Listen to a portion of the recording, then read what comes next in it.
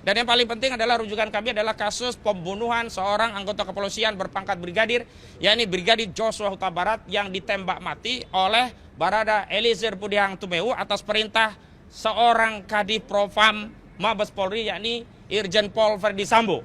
Tapi kita ingin institusi kepolisian bekerja secara profesional, melayani semua pihak, bersikap adil, transparan, tindakannya kredibel, dan tentu saja akuntabel begitu. Kami pertama-tama hari ini datang ke Reskrim Polda Metro Jaya menindaklanjuti apa yang kemarin sudah disampaikan melalui media berupa rekomendasi gelar perkara khusus, yakni dalam salah satu statement dari Direktur Kriminal Umum Polda Metro Jaya bahwa rekomendasi dari bagian pengawas penyidikan Polda Metro Jaya dalam gelar perkara khusus adalah menindaklanjuti proses penyidikan. Artinya penyidikan dilanjutkan dan dalam konteks itulah kami datang kemari. Pertama yang kami inginkan adalah nanti melalui surat yang resmi kami kirimkan adalah rilis resmi surat yang dikirim oleh bagian pengawas penyidikan kepada kami. Karena meskipun sudah ada konferensi pers yang diadakan oleh Polda Metro Jaya terkait hasil gelar perkara khusus, namun bagi kami selaku pendumas yang memohon adanya gelar perkara khusus itu sampai hari ini belum menerima resmi ya surat dari bagian pengawas penyidikan. Ini berbeda sekali dengan di Barreskrim Mabes Polri. Saat itu justru sebelum pihak Barreskrim mengumumkan hasil konferensi pers tentang gelar perkara khusus yang ujungnya menghentikan penyelidikan di Barreskrim, kami justru dikirimkan resmi oleh Biro Pengawas Penyidikan di Barreskrim. Mungkin ada perbedaan tindakan ya dari sisi profesionalisme, tentu karena kita mencintai institusi Polri, kita ingatkan bareng-bareng. Yang kedua yang paling penting adalah hari ini kami dalam konteks datang untuk meminta agar diadakan tes laboratorium forensik yang bersifat independen, yang hasilnya itu bisa kredibel, akuntabel, transparan, dan ini bisa dipertanggungjawabkan oleh para pihak dan tidak ada lagi pihak-pihak yang mengklaim itu tidak mewakili aspirasi begitu. Karena begini, kemarin saat gelar perkara khusus memang di luar agenda tentang penjelasan tahapan penyidikan, bukti-bukti apa saja yang telah disita, berapa saksi, berapa ahli yang dilakukan oleh penyidik Polda Metro Jaya, kami setelah melakukan diskusi panjang akhirnya diberikan izin akses untuk diperlihatkan bukti yang itu konon sebelumnya diperlihatkan oleh saudara Joko Widodo kepada relawan Projo saat itu Budi Aris Setiaji dan yang lainnya begitu. Jadi akhirnya ya bukti itu diperlihatkan kepada kami berupa apa? Pertama dokumen S1 UGM, yang kedua dokumen SMA. Jadi kemarin konteksnya adalah untuk mengkonfirmasi atau memastikan bahwa bukti itu benar telah disita oleh penyidik Polda Metro Jaya dan tidak dalam penguasaan saudara Joko Widodo dan tidak pula diperlihatkan kepada Projo saat di Solo di bulan Oktober yang lalu. Bahkan penyidikan sudah dilakukan sejak Juli begitu.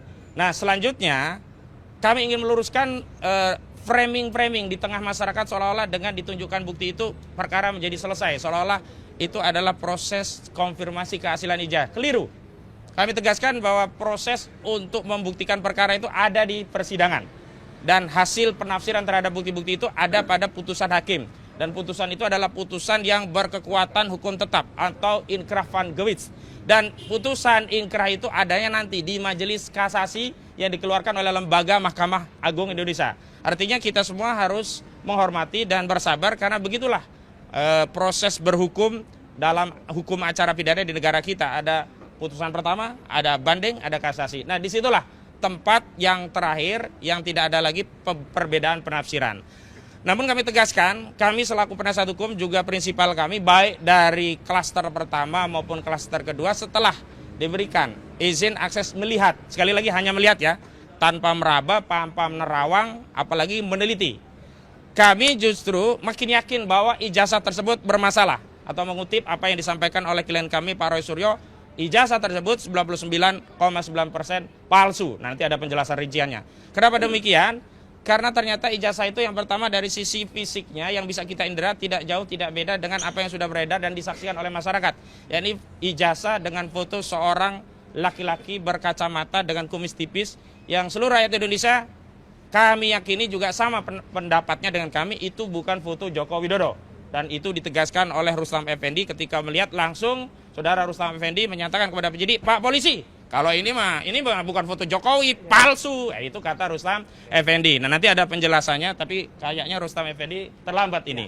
Dan selanjutnya, apa urgensinya kami mengajukan gelar permohonan uji independen lab 4. Jadi begini, anomali-anomali dalam tugas-tugas dan fungsi kepolisian itu menjadi catatan kita bersama. Bukan berarti anomali ini kita jadikan generalisasi bahwa seluruh pekerjaan penyidik itu seperti yang anomali tadi. Tetapi kita ingin tegaskan bahwa setiap anomali, bentuk kasih sayang kita, rasa cinta kita pada institusi kepolisian, kita harus koreksi. Jadi keliru ya, kalau kita mengoreksi institusi kepolisian, memberi masukan itu bukan karena tidak percaya, apalagi membenci. Tapi kita ingin institusi kepolisian bekerja secara profesional, melayani semua pihak, bersikap adil, transparan, tindakannya kredibel, dan tentu saja akuntabel, begitu. Apa yang menjadi rujukan? Bahwa akhir-akhir ini dalam satu dasawarsa atau setidaknya dalam 2 periode kepemimpinan Saudara Joko Widodo, atau lebih spesifik saat Polri ini dipimpin oleh Listio Sigit Prabowo, sebelumnya oleh Tito Karnavian, itu banyak sekali anomali. Di antaranya apa? Kasus-kasus yang ternyata versi kepolisian itu bermasalah. Kasus Vina Cirebon, kasus Kopi Sianida, kasus KM50. Dan yang paling penting adalah rujukan kami adalah kasus pembunuhan seorang anggota kepolisian berpangkat brigadir, yakni Brigadir Joshua Huta Barat yang ditembak mati oleh Barada Eliezer Budiang Tumeu atas perintah seorang Kadif Propam Mabes Polri, yakni Irjen Pol Verdi Sambo. Kita ketahui peristiwa itu awalnya dinarasikan oleh Kepala Bagian Penerangan Umum, saat itu Brigjen Muhammad Ramadan dari Mabes Polri. Itu peristiwanya adalah tembak-menembak.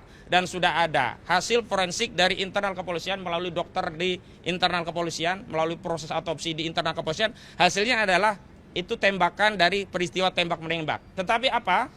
Setelah dilakukan pengujian secara komprehensif dengan pendekatan crime scientific investigation, ternyata setelah dilakukan forensik ulang oleh kedokteran Universitas Indonesia, hasilnya berbeda. Yakni hasilnya ternyata luka yang diakibatkan tembakan itu adalah luka akibat tembakan dengan jarak yang dekat. Dan setelah itu baru terungkap pengakuan Barada Eliezer Budiang Tumeu yang mengaku bahwa dirinya tidak melakukan tembak-menembak seperti yang dinarasikan oleh institusi kepolisian melalui Kepala Bagian Penerangan Umum institusi kepolisian, tetapi dia diperintah oleh Saudara Verdi Sambo untuk menembak mati Brigadir Joshua Huta Barat. Nah, setelah dilakukan penyidikan ulang, kasusnya berubah jadi kasus pembunuhan berencana. Karena itu kami melihat bahwa hasil forensik dari Bareskrim saja tidak cukup. Kenapa? Karena anomali yang terjadi pada kasus Barada itu juga mungkin bahkan potensial terjadi di kasus ijazah palsu. Asumsinya sederhana. Untuk kasus penghilangan nyawa saja, institusi kepolisian berani melakukan pembohongan kepada publik melalui narasi lab 4 yang dikeluarkan oleh kedokteran forensik dari kepolisian yang hasilnya ternyata bohong, yang kemudian banyak yang terlibat dan kena sanksi kode etik, apalagi hanya untuk urusan ijazah. Karena itu untuk menghilangkan praduga, ada intervensi kekuasaan atau intervensi apapun, dan agar kelak hasilnya itu kredibel, akuntabel, diakui para pihak, maka kami telah menyiapkan suratnya tadi mana? Telah menyiapkan surat yang isinya surat tadi permintaan untuk melakukan apa yang kami sebut sebagai uji lab 4 independen. Dan di mana atau siapa yang kemudian kami usulkan, setidaknya ada 2 institusi yang kami usulkan bisa melakukan uji lab independen ini. Yang pertama badan, ini suratnya ya, nanti akan kami kirimkan, tolong dipegang Gafur. Jadi yang pertama adalah BRIN, Badan Riset dan Inovasi Nasional. Yang kedua Laboratorium Forensik Universitas Indonesia. 2 pilihan ini bisa diambil oleh penyidik siapa yang akan ditetapkan sebagai institusi untuk melakukan uji lab yang sifatnya independen. Lalu ada yang bertanya tentang apa dasar hukumnya, hukum acaranya. Memang benar di dalam KUHP tidak diatur adanya uji lab 4 yang sifatnya independen. Sebagaimana dahulu tidak diatur bagaimana kepolisian melakukan uji ulang lab 4 berkaitan dengan otopsi ijazah Brigadir Joshua Huta Barat. Artinya ini pembunuhan ya. Artinya 2 kasus ini bisa menjadi kasus Brigadir Joshua Huta Barat bisa jadi referensi. Ternyata ada preseden sepanjang kepolisian ada kebijakan untuk melakukan itu, Itu dimungkinkan karena segala tindakan dalam proses penyidikan itu semuanya ada pada wewenang penyidik, yakni institusi kepolisian. Yang kedua, yang belum lama juga terjadi di kasus ijazah palsu ini, yakni tindakan polisi yang pada akhirnya membuka segel barang bukti, mengeluarkan barang bukti dan memperlihatkannya kepada tersangka dan penasihat hukumnya, itu juga tidak diatur dalam KUHP. Bahkan bisa dikatakan bertentangan dengan KUHP, terutama ketentuan pasal 39 junto pasal 44 ayat 1 KUHP, yang itu sebelumnya juga sudah disampaikan kepada penyidik tentang kerisauannya, kegalauannya, apakah akan dibuka, diperlihatkan atau tidak. Tetapi setelah ada kesepakatan dan atas arahan saran dari ombudsman, penyidik akhirnya mengambil kebijakan untuk menunjukkan barang bukti meskipun tidak diatur dalam KUHP. Nah, karena itu dalam konteks tes laboratorium forensik independen ini kebutuhannya hanya satu saja, tinggal kebijakan dari kepolisian apakah akan bersikap bijak dengan menyerap aspirasi masyarakat yang hari ini juga ragu-ragu, bahkan makin yakin ijazah itu palsu. Karena apa? Setelah diketahui bahwa fotonya sama dengan yang ada di tengah masyarakat, yang masyarakat meyakini mustahil itu foto Joko Widodo. Mengutip apa yang disampaikan oleh Rustam Effendi, itu bibir bukan bibir Jokowi, itu mata bukan mata Jokowi, itu alis bukan alis Jokowi, bahkan kumis tipis itu mustahil milik Joko Widodo begitu. Karena itu tinggal satu saja, tetapi kalau ini tidak diambil maka saya dari tim kuasa hukum Pak Roy Suryo dan seluruh tim advokasi dari tim anti kriminalisasi akademisi dan aktivis menyampaikan kepada seluruh rakyat, begitulah kesulitan untuk mencari keadilan di negeri ini. Dan kami ingin tegaskan kenapa kami memilih BRIN, memilih levelnya UI, bukan yang ada di Singapura, bukan ada yang di luar negeri. Sekali lagi, kami mencintai negeri ini dan kami ingin memperbaiki negeri ini dengan mekanisme yang ada di negeri ini. Kami tidak ingin aib ini kami bawa-bawa ke dunia internasional sehingga diketahui oleh level dari dunia internasional.